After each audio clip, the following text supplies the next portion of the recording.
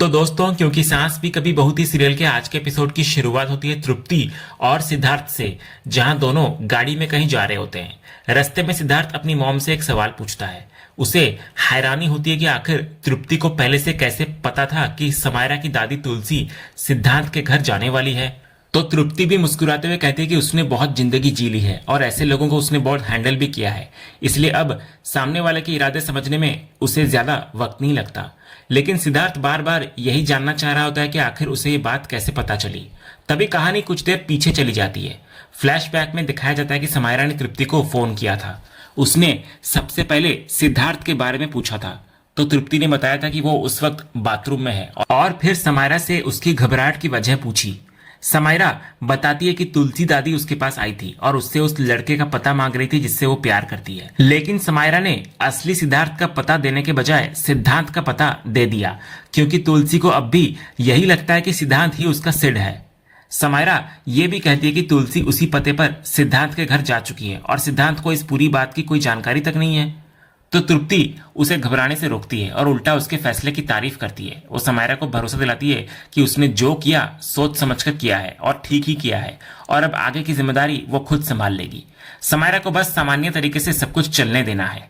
इतने में सिद्धार्थ वापस आता है और अपनी माँ से पूछता है कि आखिर किसका फोन था। तो तृप्ति बिना ज्यादा कुछ बताए उसे तुरंत तैयार होने के लिए कहती है, क्योंकि अब उन्हें सिद्धांत के घर जाना है। इधर फ्लैशबैक खत्म होता है और वापस गाड़ी में सिद्धार्थ अपनी मॉम की समझदारी की तारीफ करता है। उसे हैरानी होती है कि तृप्ति ने इतनी बड़ी बात को इतनी आसानी से संभाल लिया और किसी को उसकी असली प्लानिंग की भनक तक नहीं लगी। सिद्धार्थ ये भी समझ जाता है कि सिद्धार्थ ने जो कुछ किया उसके पीछे भी तृप्ति की ही सलाह थी। वो अपनी मॉम से पूछता है कि आखिर उसके दिमाग में इतनी सारी आइडिया आती कहाँ से है। तो तृप्ति कहती है कि अब मामला सिर्फ किसी चाल की नहीं है, बात उसके बेटे के प्यार की है। सिद्धार्थ ने समायरा से प्यार किया है तो अब उस रिश्ते को बचाने की जिम्मेदारी उसकी भी है। सिद्धार्थ अपनी माँ का शुक्रिया करता है और उसकी तारीफ करता है, लेकिन तभी तृप्ति अचानक से गाड़ी रुकवाती है। वो सिद्धार्थ से कहती है कि अब गाड़ी वो खुद रखेगी और सिद्धार्थ ऑटो लेकर सीधे शांति निकेतन जाए। सिद्धार्थ को यह सुनकर हैरानी होती है कि उसे वहां जाकर क्या करना है। तो तृप्ति उसको समझाती है कि वो सिर्फ शांति निकेतन के बाहर रहेगा और अंदर जाने की कोशिश नहीं करेगा। उसे भरोसा है कि समायरा खुद उससे मिलने बाहर आएगी। लेकिन सिद्धार्थ अभी भी थोड़ा उलझा रहता है, तो तृप्ति उसको साफ समझाती है कि आज किसी भी हालत में समायरा और पराग की सगाई नहीं होने दी जा सकती। इसके लिए साम दाम दंड भेद जो भी करना पड़े वो किया जाएगा। आखिर प्यार सिद्धार्थ ने किया है तो अब अपने प्यार को पाने के लिए उसे लड़ाई भी लड़नी होगी। इतना सुनकर सिद्धार्थ गाड़ी से उतर जाता है और ऑटो लेकर सीधे शांति निकेतन की तरफ निकल पड़ता है। दूसरी तरफ तृप्ति तुरंत समायरा को फोन लगाती है। वो उससे पराग और उसके परिवार की कुछ फोटोज मांगती है। समायरा पहले हैरान होती है कि तृप्ति को अचानक उनकी फोटो क्यों चाहिए, लेकिन तृप्ति ज्यादा कुछ समझाए बिना उससे सीधा जवाब मांगती है। तो समायरा कहती है कि शायद उसके पास उनकी तस्वीरें मौजूद है। इसके बाद तृप्ति पराग के परिवार की गाड़ी के नंबर मांगती है। तो समायरा कहती है कि उसे गाड़ी का नंबर तो नहीं पता, लेकिन गाड़ी ब्लू कलर की है। इसके बाद तृप्ति फिर जानना चाहती है कि क्या पराग और उसका परिवार शांति निकेतन के लिए निकल चुका है। तो समायरा इधर कहती है कि वे लोग बांद्रा से करीब 15 मिनट पहले निकले हैं, इसलिए उन्हें यहाँ पहुंचने में लगभग आधा घंटा लग सकता है। समायरा अब बेचैनी से तृप्ति को पूछती है कि आखिर सिद्धांत के घर पर क्या हुआ और वो इतनी सारी बातें क्यों पूछ रही है। तो तृप्ति उसे भरोसा दिलाती है कि सिद्धांत वाला मामला पूरी तरह संभल चुका है। वो ये भी कहती है कि तुलसी को सिद्धांत पसंद आ गया है और अब कोई परेशानी भी नहीं है। लेकिन इसके तुरंत बाद तृप्ति समायरा को एक और बड़ा झटका देती है। वो बताती है कि सिद्धार्थ ऑटो लेकर शांति निकेतन के लिए निकल चुका है और घर के बाहर उसका इंतजार करेगा। तो समायरा ये सुनकर घबरा जाती है। उसे डर लगता है कि अगर सिद्धार्थ घर के बाहर दिखाई दे गया तो पूरा सच सामने आ सकता है। लेकिन तृप्ति उसको समझाती है कि अब फैसला समायरा को खुद लेना होगा। उसके सामने अब दो रास्ते हैं। एक तरफ सिद्धार्थ है जिससे वो प्यार करती है और दूसरी तरफ पराग है जिसके साथ आज उसकी सगाई होने वाली है। तृप्ति उसे साफ समझाती है कि अगर वो अब भी शांति निकेतन से नहीं निकली तो आज उसकी सगाई पराग के साथ हो जाएगी और उसके बाद हालात को बदलना बेहद मुश्किल होगा। वो समायरा को याद दिलाती है कि वो जानती है कि समायरा सिद्धार्थ के बिना नहीं रह सकती और सिद्धार्थ भी उसके बिना नहीं रह सकता। इसलिए पराग और उसके परिवार के शांति निकेतन पहुंचने से पहले उसको सिद्धार्थ के पास पहुंच जाना चाहिए। इस बीच तृप्ति समायरा से पराग और उसके परिवार की तस्वीरें तुरंत भेजने को कहती है ताकि वो आगे की तैयारी कर सके। तो समायरा तुरंत फोटोज भेज देती है। तस्वीरें मिलते ही तृप्ति उनको देखती है और फिर समायरा को आखिरी बार समझाती है कि अब उसे देर करनी नहीं चाहिए। उसे बिना डरे वहां से निकलकर सिद्धार्थ के पास पहुंचना है। बाकी सब संभालने की जिम्मेदारी तृप्ति खुद लेती है। इतना बोलकर वो फोन रख देती है। उधर शांति निकेतन में समायरा की सगाई की तैयारियां चल रही होती है। घर में मेहमानों के आने का समय करीब आ चुका होता है, लेकिन वैष्णवी को तुलसी कहीं नजर नहीं आती। वो पहले नंदिनी से उसके बारे में पूछती है, लेकिन नंदिनी कहती है कि उसने तुलसी को नहीं देखा। इसके बाद वैष्णवी नियति से भी पूछती है तुलसी के बारे में, तो नियति भी इससे अनजान होती है। तभी दामिनी कहती है कि तुलसी घर में ही कहीं होगी, लेकिन वैष्णवी कहती है कि उसने पूरे घर में देख लिया है और तुलसी कहीं नहीं मिली, इसलिए वो सबसे पूछ रही है। फिर दामिनी के कहने पर वैष्णवी तुलसी को फोन लगाती है। शुरुआत में तुलसी फोन नहीं उठाती, लेकिन थोड़ी देर बाद कॉल रिसीव कर लेती है।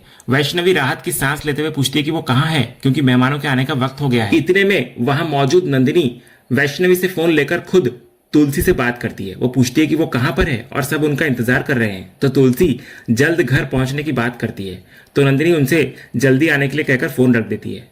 फोन रखने के बाद नंदिनी भी सोच में पड़ जाती है। उसको समझ नहीं आता कि तुलसी आखिर गई कहाँ है। नियति भी हैरानी जताती है कि घर में इतना बड़ा फंक्शन है और तुलसी आमतौर पर ऐसे मौके पर कहीं जाती नहीं, तो आखिर बात क्या है। तो वैष्णवी कहती है कि तुलसी ने सिर्फ इतना कहा है कि घर आकर वो सब कुछ बताएंगी। तभी दामिनी नंदिनी से समायरा को जाकर देखने और ये पता करने के लिए कहती है कि वो तैयार हुई या नहीं।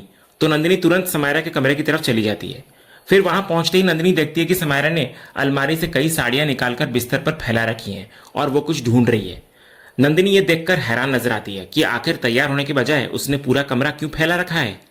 नियति भी वहां पहुंच जाती है और समायरा से पूछती है कि वो इतनी सारी साड़ियां क्यों निकाल रही है। समायरा बहाना बनाते हुए कहती है कि उसे अपना आई शेडो पैलेट नहीं मिल रहा था, इसलिए वो अलमारी में ढूंढ रही थी। नंदिनी और नियति दोनों को उसकी बात थोड़ी अजीब लगती है, क्योंकि साड़ियों के बीच आई शेडो पैलेट कौन रखता है। समायरा बात को संभालते हुए कहती है कि उसे कहीं नहीं मिल रहा था, इसलिए उसे लगा शायद अलमारी में ही रख दिया होगा।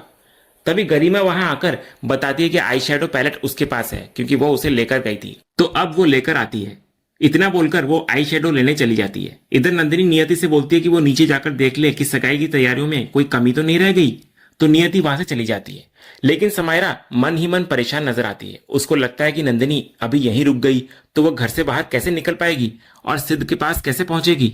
तभी नंदिनी समायरा को अपने पास बिठाती है और उसको देखकर भावुक हो जाती है। वो कहती है कि अभी जैसे एक पल में समायरा का पूरा बचपन उसकी आंखों के सामने घूम गया।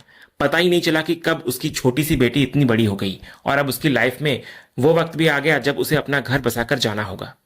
नंदिनी अपनी बेटी से कहती है कि उसके बिना रहने की उसे आदत नहीं है, लेकिन अब उसे अपने नए घर जाना ही होगा।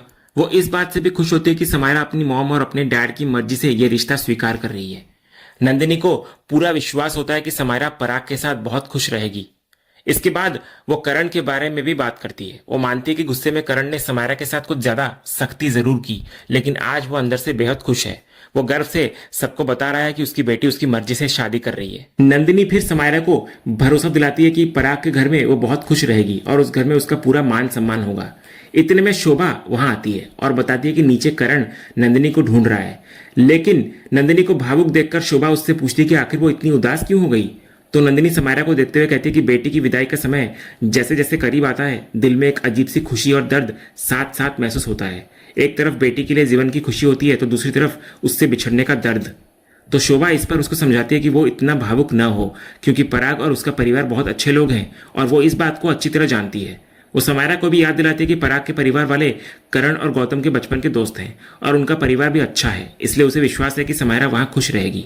ये सुनकर समायरा खुद को रोक नहीं पाती और भावुक होकर नंदिनी के गले लग जाती है, लेकिन उसके मन में एक बिल्कुल अलग सच्चाई चल रही होती है। वो सोचती है कि वो अपनी माँ को ये कैसे बताए कि ये विदाई पराग के साथ नए घर जाने की नहीं है। उसकी जिंदगी का रास्ता तो सिद्ध के साथ जुड़ चुका है और वो अपना घर उसी के साथ बसाने वाली है। शोभा फिर दोनों को ज्यादा रोने से रोकती है और याद दिलाती है कि समायरा का मेकअप भी खराब हो रहा है। इसके बाद नंदिनी और शोभा मिलकर उसका टचअप करने लगती है। इतने में गरिमा भी उसका आई शेडो लेकर वापस आ जाती है। फिर नंदिनी समायरा का आई शेडो ठीक करती है और फिर वो और शोभा वहां से जाने लगती हैं। जाते जाते नंदिनी समायरा से कहती है कि वो जल्दी नीचे आ जाए। उनके जाने के बाद समायरा गरिमा को बोलती है कि अब वो भी जाकर तैयार हो जाए, तो गरिमा तैयार होने के लिए चली जाती है। इसके बाद गरिमा के कमरे से जाते ही समायरा तुरंत दरवाजा अंदर से बंद कर देती है। उसके चेहरे पर घबराहट साफ दिखाई दे रही होती है। वो बिना समय गवाए अपनी साड़ियों को निकालती है और उन्हें आपस में बांधकर एक लंबी रस्सी बनाने लगती है। साफ है कि वो किसी भी तरह घर से बाहर निकलने की कोशिश कर रही है। उधर दूसरी तरफ तृप्ति सड़क पर पराग और उसके परिवार की गाड़ी का इंतजार कर रही होती है। तभी उसे वही नीले रंग की गाड़ी आती हुई दिखाई देती है। तो गाड़ी जैसे ही उसके पास पहुंचती है, तृप्ति जानबूझकर उसके सामने आ जाती है। गाड़ी से उसे हल्की टक्कर लगती है और तृप्ति सड़क पर नीचे गिर पड़ती है। ये देखते ही पराग, उसके पिता और उसकी माँ तुरंत गाड़ी से नीचे उतरते हैं और तृप्ति के पास पहुंचकर उसका हाल पूछते हैं। पराग तुरंत गाड़ी से पानी लेकर आता है, जबकि उसके माता पिता तृप्ति को संभाल कर बिठाते हैं। पराग की माँ उसको पानी देती है। फिर पराग की माँ उसको पूछती है कि उसे जरा चोट तो नहीं लगी, तो तृप्ति उन्हें कहती है कि वो ठीक है। इधर पराग के पिता भी अपनी तरफ से माफी मांगते हैं और कहते हैं कि उन्हें पता ही नहीं चला कि गाड़ी की टक्कर कैसे हो गई। लेकिन तृप्ति उल्टा उन्हें दोष देने से रोक देती है। वो कहती है कि गलती उसकी थी, क्योंकि वो खुद बिना ठीक से देखे सड़क पार कर रही थी और उनकी गाड़ी ने समय पर उसे बचा लिया। पराग के पिता उसकी हालत को देखते हुए डॉक्टर के पास चलने की बात करते हैं और कहते हैं कि अगर कोई परेशानी है तो तुरंत इलाज करवाना बेहतर होगा। लेकिन तृप्ति डॉक्टर के लिए मना कर देती है। वो कहती है कि उसे कोई बड़ी चोट नहीं लगी है, बस थोड़ा दर्द हो रहा है। तभी पराग के पिता अपनी पत्नी से तृप्ति के हाथ में चोट देखने के लिए कहते हैं, लेकिन इससे पहले कि वो उसका हाथ देख पाती, तृप्ति उनसे एक मदद मांगती है। वो थोड़ी झिझकते हुए कहती है कि अगर उन्हें परेशानी ना हो तो क्या वे उसे उसके घर तक छोड़ सकते हैं। उसे डर है कि अभी वो अकेले शायद ठीक से मैनेज नहीं कर पाएगी। साथ ही वो ये भी कहती है कि अगर उनके लिए मुश्किल हो तो वो खुद मैनेज कर लेगी। लेकिन पराग की माँ तुरंत मना कर देती है कि इसमें सोचने जैसी बात कोई है ही नहीं। वे उसे घर तक छोड़ने के लिए तैयार हो जाते हैं। पराग के पिता भी उसे गाड़ी में बैठने के लिए कहते हैं और भरोसा दिलाते हैं कि पहले उसे घर छोड़ेंगे, उसके बाद ही आगे जाएंगे। वो ये भी कहते हैं कि जहां वे जा रहे हैं वो उनके लिए अपने घर जैसा ही है, इसलिए तृप्ति को परेशान होने की जरूरत नहीं है। सब लोग तृप्ति को संभालकर गाड़ी तक ले जाते हैं। गाड़ी में बैठने से ठीक पहले तृप्ति के चेहरे पर एक हल्की सी मुस्कान आती है। मन ही मन वो सोचती है कि जिस मौके का उसे इंतजार था, वो मौका अब खुद चलकर उसके पास आ गया है। इसके बाद तृप्ति भी गाड़ी में बैठ जाती है और पराग का परिवार उसके साथ आगे निकल पड़ता है। उधर गाड़ी में पराग के पिता उससे करण को फोन लगाने के लिए कहते हैं। फोन लगते ही करण अपने दोस्त से पूछता है कि वो कहाँ पहुंचा और उसको जल्दी आने के लिए कहता है, क्योंकि सभी लोग उसका इंतजार कर रहे हैं। उधर करण का दोस्त कहता है कि वो काफी देर पहले ही निकल चुका है और अभी पहुंचने में लगभग आधा घंटा और लगेगा। करण यह सुनकर पूछता है कि आखिर इतनी देर क्यों हो रही है।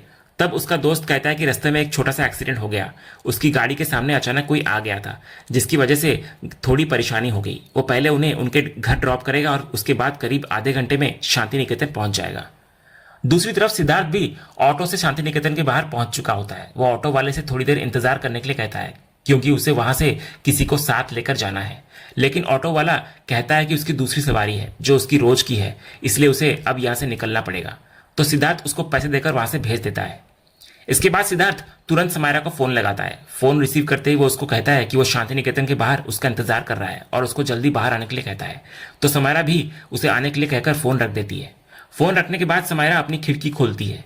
उधर नीचे पंडित जी पूजा के लिए दामिनी से पान के पत्ते मांगते हैं। दामिनी तुरंत रौनक को बाहर पान वाले से पूजा के लिए पान के पत्ते लाने के लिए कहती है। रौनक पूछता है कि कितने पत्ते चाहिए, तो दामिनी पंडित जी से पूछकर बताती है कि 10 पत्ते चाहिए। तो रौनक पान के पत्ते लेने के लिए घर से बाहर निकल पड़ता है। उधर जैसे ही रौनक पान की दुकान की तरफ बढ़ रहा होता है, उसी रास्ते पर सिद्धार्थ भी मौजूद होता है। रौनक को देखते ही सिद्धार्थ घबरा जाता है और तुरंत एक पेड़ के पीछे जाकर छिप जाता है। उसके मन में डर पैदा हो जाता है कि आखिर रौनक यहाँ बाहर क्यों आया है, कहीं उसे उसके बारे में पता तो नहीं चल गया। रौनक इधर पान वाले के पास पहुंचकर पान का पत्ता मांगता है। तभी अचानक उसकी नजर उसी पेड़ की तरफ जाती है जिसके पीछे सिद्धार्थ छिपा हुआ है। सिद्धार्थ भी इधर एक बाइक के मिरर से देख लेता है कि रौनक उसी दिशा में बढ़ रहा है। वो तुरंत नीचे बैठ जाता है कि ताकि रौनक की नजर उस पर न पड़े। इधर रौनक लगभग उसके पास पहुंच ही जाता है कि तभी पीछे से पान वाला आवाज लगाकर कहता है कि उसका पान का पत्ता तैयार है। तो रौनक उसी वक्त वापस पान वाले की तरफ चला जाता है और पान लेकर वहां से निकल पड़ता है। रौनक के जाते ही सिद्धार्थ पेड़ के पीछे से बाहर आता है और राहत की सांस लेते हुए सोचता है कि अच्छा हुआ रौनक ने उसे देखा नहीं, वरना पूरा बवाल मच जाता। लेकिन दूसरी तरफ शांति निकेतन में समायरा अब अगला कदम अपना उठा चुकी होती है। वो अपनी साड़ियों से बनाई हुई रस्सी को बालकनी से नीचे लटका देती है और खुद भी बाहर खड़ी होकर नीचे उतरने की तैयारी करने लगती है। और इसी सस्पेंस के साथ आज का ये एपिसोड यहीं पर खत्म होता है। तो दोस्तों अब देखना बेहद दिलचस्प होगा कि बालकनी से नीचे उतरने के बाद समायरा आखिर कहां तक पहुंच पाती है। क्या वो सगाई से पहले सिद्धार्थ से मिल पाएगी, और क्या समायरा का यह कदम उसके प्यार को मंजिल तक पहुंचाएगा या उसके लिए एक नई मुसीबत खड़ी कर देगा। अपनी राय कमेंट में जरूर बताइए। वीडियो पसंद आया हो तो लाइक करें और ऐसे ही आगे की अपडेट्स के लिए चैनल को सब्सक्राइब करना ना भूलें और बेल आइकन को भी जरूर दबा दें।